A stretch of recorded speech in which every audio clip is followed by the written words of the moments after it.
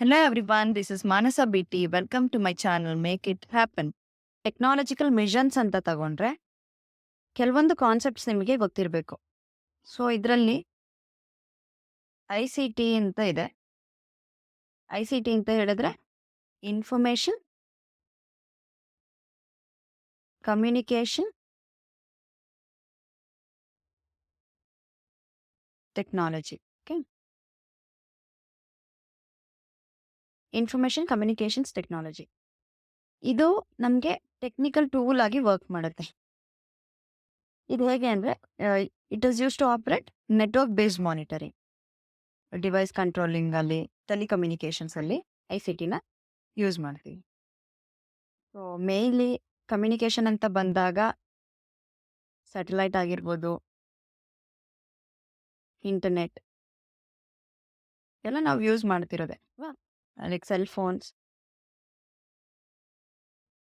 So ಇದೆಲ್ಲ communication ಅಂಡರಲ್ಲೇ ಬರುತ್ತೆ. So I T C ರಿಲೇಟೆಡೇ ಬರುತ್ತೆ ಇದೆಲ್ಲ. ಸೊ ಕೆಲವೊಂದು ಕಾನ್ಸೆಪ್ಟ್ಸ್ ಗೊತ್ತಿರಬೇಕು ಅಷ್ಟೇ ಇದರಲ್ಲಿ. ಬಿ ಪಿ ಒ ಅಂತ ಇದೆ ನೆಕ್ಸ್ಟ್ ಕಾನ್ಸೆಪ್ಟ್.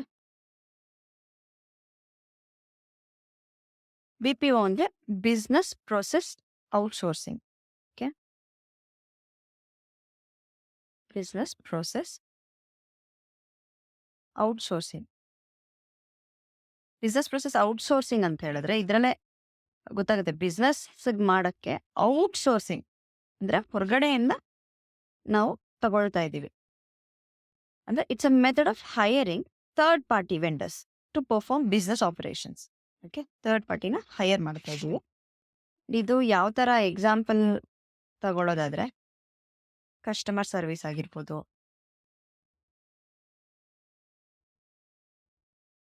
ಫೈನಾನ್ಸಲ್ಲಿ,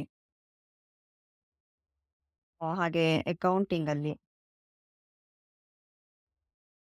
ಸೊ ಇದರಿಂದ ಏನು ಯೂಸ್, ಬಿ ಪಿ ಒ ಯಾಕೆ ಮಾಡಬೇಕು ಅಂತ ಹೇಳಿದ್ರೆ ಮೇ ಬಿ ಕಾಸ್ಟ್ ಸೇವಿಂಗಲ್ಲಿ ಹೆಲ್ಪ್ ಆಗ್ಬೋದು, efficiency of working with an external service provider.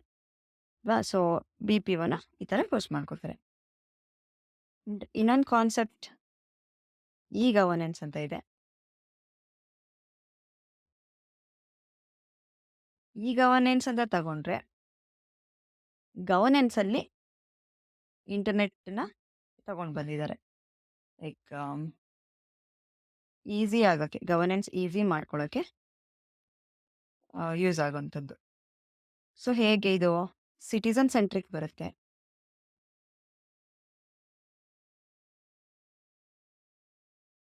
Citizen centric and service orientation.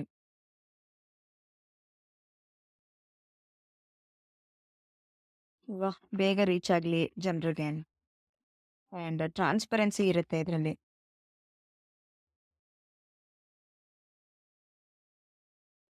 Again remote ವಿಲೇಜಲ್ಲಿ,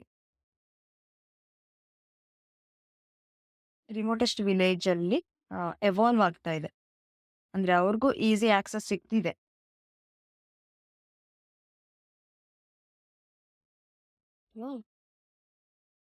and large scale digitisation of records ಮಾಡ್ಬೋದು. ರೆಕಾರ್ಡ್ಸ್ ಎಲ್ಲ ಮುಂಚೆ ಆಫ್ಲೈನೇ ಇತ್ತು ಎಲ್ಲ, ಪ್ರತಿಯೊಂದು. ಈಗ ಆನ್ಲೈನ್ ಮಾಡ್ತಿದ್ದಾರೆ ಅಲ್ವಾ. ಸೊ ಡಿಜಿಟೈಸೇಷನ್ ಮಾಡ್ತಾ ಇದ್ದಾರೆ ರೆಕಾರ್ಡ್ಸ್ನ. ಸೊ ಇದೆಲ್ಲ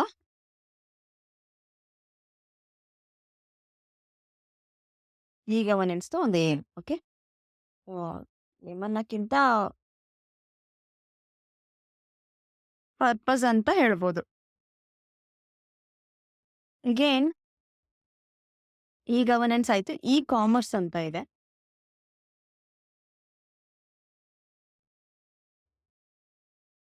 ಇ ಕಾಮರ್ಸ್ ಹೇಗೆ, ಇದು ಆನ್ಲೈನಲ್ಲಿ ಪ್ರಾಡಕ್ಟ್ನ buying and selling, buying and selling of products online. Okay, ಇದನ್ನ ನಾವು ಇ ಕಾಮರ್ಸ್ ಅಂತ ಕರಿತೀವಿ. ಸೊ ಎಕ್ಸಾಂಪಲ್ ಎಲ್ಲರಿಗೂ ಗೊತ್ತಿರುತ್ತೆ ಇದು, ಅಮೆಝಾನ್, ಫ್ಲಿಪ್ಕಾರ್ಟ್ ಈ ಥರದ್ದು. ಸೊ ಯಾಕಿದು ಹೆಲ್ಪ್ ಆಗುತ್ತೆ, ಏನಿದ್ರ ಅಡ್ವಾಂಟೇಜಸ್ ಅಂತ ಹೇಳಿದ್ರೆ ಫಾಸ್ಟ್ ಬೈಯಿಂಗ್ ಇರ್ಬೋದು ಅಲ್ವಾ, ಫಾಸ್ಟಾಗಿ ಬೈ ಮಾಡ್ಬೋದು and affordable.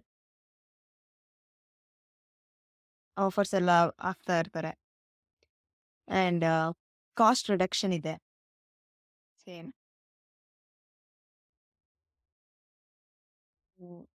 Cost reduction, affordable ಸ್ವಲ್ಪ ಸಿಮಿಲರ್ ಆಗಿ ಬರುತ್ತೆ. ಆ್ಯಂಡ್ ಇದು ಹೇಗೆ ಅಂತ ಅಂದರೆ, ಅಫೋರ್ಡೆಬಲ್ ನಾವು ಬೇಕಾದರೆ ಅಡ್ವರ್ಟೈಸಿಂಗ್ ಮತ್ತು ಮಾರ್ಕೆಟಿಂಗಲ್ಲಿ ಅಫೋರ್ಡೆಬಲ್ ಅಂತ ಹೇಳ್ಬೋದು. Okay. And flexibility for customers ಅಲ್ವಾ? ಸೊ ಈ ಥರದ್ದು ಕೆಲವೊಂದು ಅಡ್ವಾಂಟೇಜಸ್ ಇದೆ ಇ ಕಾಮರ್ಸಲ್ಲಿ.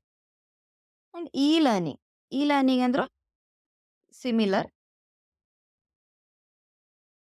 ಎಲ್ಲ ಆನ್ಲೈನಲ್ಲೇ. ಸೊ ಆನ್ಲೈನಲ್ಲಿ ಕಲಿತಿರೋದನ್ನ ಇ ಲರ್ನಿಂಗ್ ಅಂತ ಹೇಳ್ತಾರೆ. ಸೊ ಇದು ಒಂದು ಟೈಪ್ ಆಫ್ ಇ ಲರ್ನಿಂಗ್. ಇದು ಹೇಗೆ ಅಂತಂದರೆ, ಏನಕ್ಕೆ ಹೆಲ್ಪ್ ಮಾಡ್ತಿದೆ ಅಂತ ಹೇಳಿದ್ರೆ, ರೂರಲ್ ಏರಿಯಾಸ್ಗೆ. ಸೊ ರೂರಲ್ ಏರಿಯಾಸಿಂದ ಎಷ್ಟೋ ಜನ ಕುತ್ಕೊಂಡು ಪ್ರಿಪೇರ್ ಆಗ್ತಿರ್ತಾರೆ. ಆ್ಯಂಡ್ ಕೆಲವೊಂದು ಏನೋ ಇನ್ಫಾರ್ಮೇಷನ್ ಬೇಕು. ಸೊ ಇದೆಲ್ಲ ನಾವು ಆನ್ಲೈನಲ್ಲೇ ಪಡ್ಕೋಬೋದು, ರೈಟ್? ಸೊ ರೂರಲ್ ಏರಿಯಾಸಲ್ಲಿ ಹೆಲ್ಪ್ ಆಗ್ತಾ ಇದೆ. And training for M N C company ಇರುತ್ತಲ್ವಾ?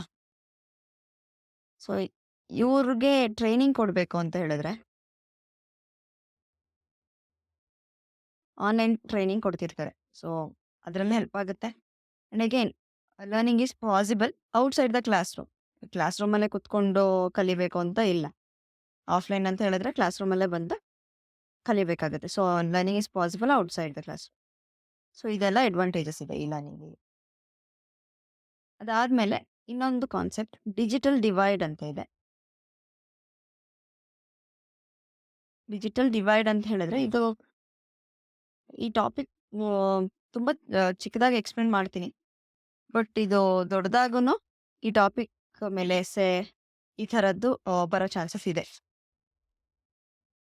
ಸೊ ಡಿಜಿಟಲ್ ಡಿವೈಡ್ ಅಂದರೆ ಮೇನ್ ಆಗಿ ಇದರದ್ದು ಮೀನಿಂಗ್ ಏನು ಅಂತ ಹೇಳಿದ್ರೆ, ಗ್ಯಾಪ್ ಬಿಟ್ವೀನ್ ಪೀಪಲ್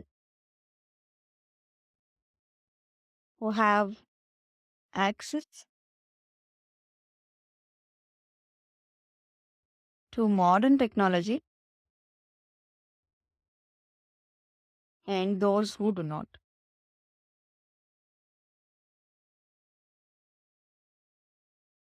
ಅಂದರೆ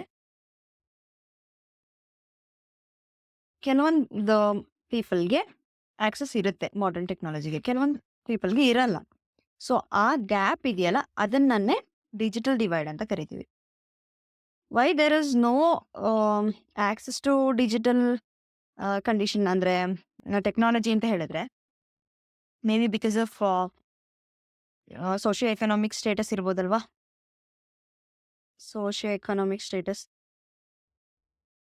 ಅದಾದಮೇಲೆ ಮೇ ಬಿ ಜಿಯೋಗ್ರಫಿಕಲ್ ಕಂಡೀಷನ್ ಇರ್ಬೋದು, ಆರ್ ಏಜ್ ಗ್ಯಾಪ್ ಇರ್ಬೋದು.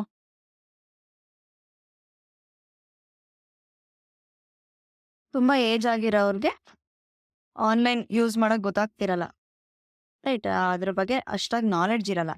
ಸೊ ಇದೆಲ್ಲ ಡಿಜಿಟಲ್ ಗ್ಯಾಪ್ಗೆ ಲೀಡ್ ಮಾಡ್ತಾ ಇದೆ ಅಂತ. ಸೊ ಇದನ್ನು ಹೇಗೆ ಪ್ರಿವೆಂಟ್ ಮಾಡ್ಬೋದು?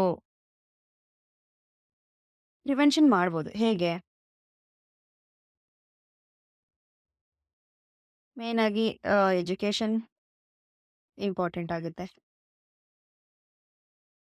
ಹೇಗೆ ಆನ್ಲೈನ್ ಯೂಸ್ ಮಾಡ್ಬೋದು ಅಂತ ಹೇಳಿ ಎಜುಕೇಟ್ ಮಾಡಬೇಕಾಗುತ್ತೆ. ಅದಾದಮೇಲೆ ಇನ್ಫ್ರಾಸ್ಟ್ರಕ್ಚರ್ ಇಂಪ್ರೂವ್ಮೆಂಟ್ ಆಗಿರ್ಬೋದು.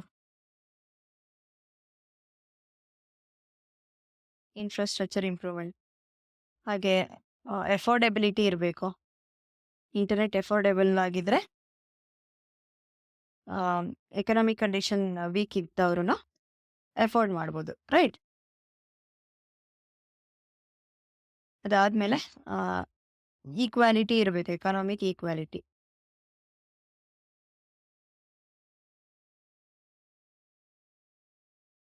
ಸೊ ಈ ಥರದ್ದೆಲ್ಲ ಕಂಡೀಷನ್ಸ್ ಇದ್ದರೆ ಪ್ರಿವೆಂಟ್ ಮಾಡ್ಬೋದು ಅಂತ. ಸ್ಕೀಮ್ಸ್ ಕೆಲವೊಂದು ತರ್ಬೋದು.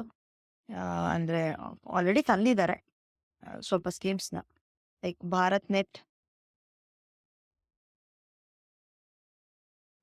ಪ್ರಾಜೆಕ್ಟ್ ಆಗಿರ್ಬೋದು. ಡಿಜಿಟಲ್ ಲಿಟ್ರಸಿ ಮಿಷನ್ ಅಂತ ಮಾಡಿದ್ದಾರೆ, ಡಿಜಿಟಲ್ ಲಿಟ್ರಸಿ ಮಿಷನ್.